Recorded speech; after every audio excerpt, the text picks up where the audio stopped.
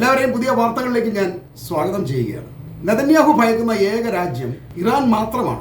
ട്രംപിനെ മറികടന്നുകൊണ്ട് അമേരിക്കൻ സൗഹൃദ രാഷ്ട്രമായ ഖത്തറിനെ ആക്രമിക്കാൻ പോലും നെതന്യാഹു ധൈര്യപ്പെടുന്നത് ട്രംപിനെയോ അയാളുടെ അമേരിക്കയോ ഒന്നും ഈ നെതന്യാഹു ഭയക്കുന്നില്ല എന്നുള്ളതിന്റെ തെളിവാണ്.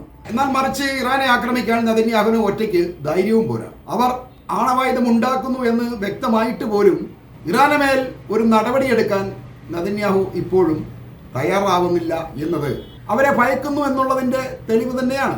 നെതന്യാഹുവിന്റെ ഖത്തർ ആക്രമണത്തെ ന്യായീകരിക്കാൻ ട്രംപ് ഇപ്പോൾ വല്ലാതെ കഷ്ടപ്പെടുകയാണ്. അയാൾ പറയുന്നത് സൗദിയിലെയോ ഖത്തറിലെയോ സൈനിക താവളങ്ങൾ ഖത്തറിനെ ആക്രമിക്കാൻ നെതന്യാഹു ഉപയോഗിച്ചിട്ടില്ല, പകരം ചെങ്കടലിൽ നിന്നാണ് അയാൾ ഖത്തറിന് നേരെ മിസൈലുകൾ അയച്ചിട്ടുള്ളത് എന്നാണ്. അറേബ്യൻ ഉപദ്വീപിന്റെ മറുവശത്ത് ചെങ്കടൽ സ്ഥിതി ചെയ്യുന്ന സ്ഥലത്താണ് ഖത്തർ ഉള്ളത്. അതുകൊണ്ട് സൗദിയുടെ വ്യോമാതിർത്തി ഉപയോഗിക്കേണ്ടതില്ല, പകരം ചെങ്കടലിൽ നിന്ന് തന്നെ ബഹിരാകാശത്തേക്ക് മിസൈലുകൾ അയച്ചുകൊണ്ട് അവിടെ നിന്നും ദോഹയിലെ ഹമാസിന്റെ നേതാക്കൾ ഉണ്ടായിരുന്ന കെട്ടിടത്തെ ആക്രമിച്ചു എന്നൊക്കെയാണ് അമേരിക്ക പറയുന്നത്. ഖത്തറിനെ ആക്രമിക്കാൻ സൗദി അറേബ്യയുടെ വ്യോമാതിർത്തി ഉപയോഗിച്ചു എന്ന സൗദിയുടെ പരാതി മറികടക്കാനാണ് ഈ അമേരിക്ക ഇങ്ങനെ ഇപ്പോൾ കിടന്ന് ഉരുണ്ടും മറിഞ്ഞുകൊണ്ടിരിക്കുന്നത്. ഏതായാലും ഖത്തറിന് നേരെ ആക്രമണം നടന്നു എന്ന് അമേരിക്ക സമ്മതിച്ചത് തന്നെ ഖത്തറിന്റെ ഒരു ഭാഗ്യമാണ്. അതിനുള്ള പരിഹാരവും ട്രംപ് ഇപ്പോൾ കണ്ടിട്ടുണ്ട്. ഇന്നലെ ഖത്തർ പ്രധാനമന്ത്രി Sheikh Muhammad bin Abdulrahman അൽത്താനിയെ Trump ന്യൂയോർക്കിലേക്ക് വിളിപ്പിച്ച് വലിയൊരു അടിപൊളി പാർട്ടിയാണ് കൊടുത്തിട്ടുള്ളത്. എന്നിട്ട് ഈ അമീറിന്റെ പുറത്ത് തട്ടിയിട്ട് തോറിയുടെ കുട്ട അബദ്ധം പറ്റിപ്പോയി. അവിടെ നിന്ന് തന്നെ നെതന്യാഹുവിനെ ഫോണിൽ വിളിച്ചുകൊണ്ട് ട്രംപ്, എടാ നെതന്യാഹു, നീ ഇവരോട് കാണിച്ചത് ഭയങ്കര അക്രമമാണ്, നിന്നോട് യഹോവ ചോദിച്ചുകൊള്ളും എന്നൊക്കെ കൂടി പറഞ്ഞതോടെ കണ്ണീരെല്ലാം തുടച്ചുകൊണ്ട് ഒരു കൊച്ചുകുട്ടിയുടെ അതേ നിഷ്കളങ്കതയോടെയാണ് ഖത്തർ ചിരിച്ചിട്ടുള്ളത്. അതിലൂടെ ഇവർ തമ്മിലുള്ള ഈ പ്രശ്നത്തിന്റെ മഞ്ഞ് ഒരുപക്ഷെ ഉരുകിട്ടുണ്ടാവാം. എന്നാൽ നെതന്യാഹുവിന്റെയും ട്രംപിന്റെയും ഒക്കെ ഈ നാടകം ഇറാനോട് നടക്കില്ല എന്നുള്ളതാണ് വാസ്തവം. ഇറാൻ ഖത്തറിനോട് പറയുന്നത്, നിങ്ങൾ ഒരിക്കലും അമേരിക്കയോ ഇസ്രയേലിനോ നമ്പരുത്. ഖത്തർ ആക്രമിക്കപ്പെട്ടതിലൂടെ അറബ് രാജ്യങ്ങൾക്ക് സുരക്ഷ നൽകാമെന്ന് പറഞ്ഞ് മേഖലയിൽ ടെന്റടിച്ച് കിടക്കുന്ന അമേരിക്കൻ സൈനിക കേന്ദ്രങ്ങൾ ഈ ഖത്തറിന് നൽകുന്ന സുരക്ഷയുടെ കാര്യത്തിൽ പരാജയപ്പെട്ടു എന്നുള്ളതിനാൽ യുവമാരെ അടിച്ച് പുറത്താക്കുകയും ഇറാന്റെ റവല്യൂഷണറി ഗാർഡുകളെ തങ്ങളുടെ പ്രദേശത്ത് മിസൈലുകൾ വിന്യസിക്കാൻ അനുവദിക്കുകയും ചെയ്താൽ ഖത്തറിന് ഞങ്ങൾ സുരക്ഷ നൽകാമെന്നാണ് ഇറാന്റെ വിദേശകാര്യ ചുമതലയുള്ള ഒരു നിയമസഭാംഗമായ റൌഫ് ഷെയ്ബാനി ഖത്തറിന് വാഗ്ദാനം ചെയ്തിട്ടുള്ളത്. ഇക്കാര്യം ഖത്തറിന്റെ പരിഗണനയിലുണ്ട് എന്നതിലൂടെ അമേരിക്കയുടെ മേലുള്ള വിശ്വാസം ഖത്തർ പോലുള്ള അറബ് രാജ്യങ്ങൾക്ക് ഇപ്പോൾ കുറഞ്ഞിട്ടുണ്ട് എന്നാണ് നിരൂപകർ ഇതിനെ കാണുന്നത്. നിലവിലിപ്പോൾ ഖത്തറും ഇറാനും ഒക്കെ തമ്മിൽ വളരെ നല്ല നയതന്ത്ര ബന്ധമാണ് ഉള്ളത്. ഖത്തർ ഇറാൻ പക്ഷത്തേക്ക് ചായുന്നത് അമേരിക്കയ്ക്കും ഇസ്രായേലിനും ഒരിക്കലും ചിന്തിക്കാൻ പോലും കഴിയില്ല എന്നുള്ളതാണ് വാസ്തവം. പക്ഷെ എന്ത് ചെയ്യാം, അമേരിക്കയുടെ പശ്ചിമേഷ്യൻ സൗഹൃദത്തെ അത് വളരെയധികം ബാധിച്ചിട്ടുണ്ട് എന്നുള്ളതാണ്. പിന്നെ മറ്റൊന്ന്, ഞാൻ ഈ കഴിഞ്ഞ ദിവസം പറഞ്ഞതുപോലെ അമേരിക്ക ഖത്തറിന് സംരക്ഷണം നൽകുന്നതിന്റെ കാലാവധി ഇക്കഴിഞ്ഞ ജനുവരി 25-ന് ഏതാണ്ട് അവസാനിച്ചിരിക്കുകയാണ്. അത് ഖത്തർ ഇതുവരെ പുതുക്കിയിട്ടുമില്ല.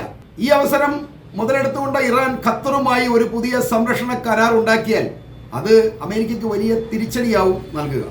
അതിന് കാരണം ഇറാനെ പെട്ടെന്ന് അടിച്ചൊതുക്കാൻ ട്രംപിനോ അതല്ലെങ്കിൽ നെതന്യാഹുവിനോ കഴിയില്ല എന്ന് ഇതിനകം തന്നെ മനസ്സിലാക്കിയിട്ടുണ്ട്. തന്നെയുമല്ല, ഇറാനെ ആക്രമിക്കാൻ ഇനി അമേരിക്കയാണ് ശ്രമിക്കുന്നതെങ്കിൽ ഇസ്രായേൽ എന്ന രാജ്യം അവർ ബാക്കി വെച്ചേക്കില്ല എന്ന മുന്നറിയിപ്പും ട്രംപിന് ഇറാൻ ഇപ്പോൾ നൽകിയിട്ടുണ്ട്. അതുകൊണ്ട് ഖത്തർ ഇറാനുമായി ഒരു സംരക്ഷണ കരാർ ഉണ്ടാക്കിയാൽ അതിനെ എതിർക്കാനൊന്നും അമേരിക്കയ്ക്ക് കഴിയുകയില്ല.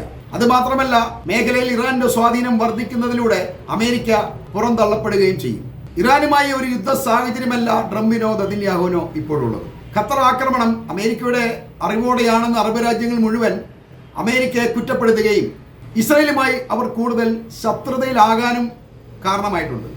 ഏതൊരു രാജ്യത്തിൻ്റെയും പരമാധികാരത്തിന് നേരെ നെതന്യാഹു നടത്തുന്ന ആക്രമണം ഇസ്രായേലിനെ ഇപ്പോൾ തീർത്തും ഒറ്റപ്പെടുത്തിയിരിക്കുന്നു എന്നുള്ളതാണ് സത്യം.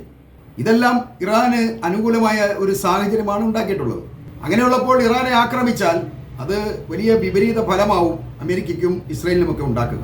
ഗൾഫ് രാജ്യങ്ങൾ ഇറാനെയും അവരുടെ ശക്തിയെയും ഒക്കെ കൂടുതൽ വിശ്വാസത്തിലെടുക്കുന്നതാണ് അടുത്ത കാലത്ത് സൗദി ഉൾപ്പെടെയുള്ള രാജ്യങ്ങൾ ഇറാൻ സന്ദർശിക്കുന്നതിന് കാരണമായിട്ടുള്ളത്.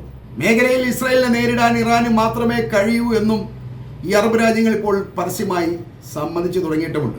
അതോടൊപ്പം ഇറാനുമായിട്ടുള്ള സൗഹൃദം ഹൂത്തികളും സൗദികളുമായിട്ടുള്ള യുദ്ധം അവസാനിപ്പിക്കുന്നതിന് കാരണമാവുമെന്ന് സൗദി വിശ്വസിക്കുന്നതിലൂടെ ഖത്തറിന് പിന്നാലെ സൗദിയും ഇറാനുമായി ഒരു കരാറുള്ള സാധ്യതയാണ് വർദ്ധിപ്പിക്കുന്നത് എന്നാണ് നിരീക്ഷകർ പറയുന്നത്. അധിനിവേശ പലസ്തീനിൽ ഇസ്രായേൽ നടത്തുന്ന വംശഹത്യ മറ്റ് അറബ് രാഷ്ട്രങ്ങളിലേക്കും പടരും എന്ന ഒരു ചിന്ത ഇപ്പോൾ അറബികൾക്കിടയിൽ ഉണ്ടായിട്ടുണ്ട്.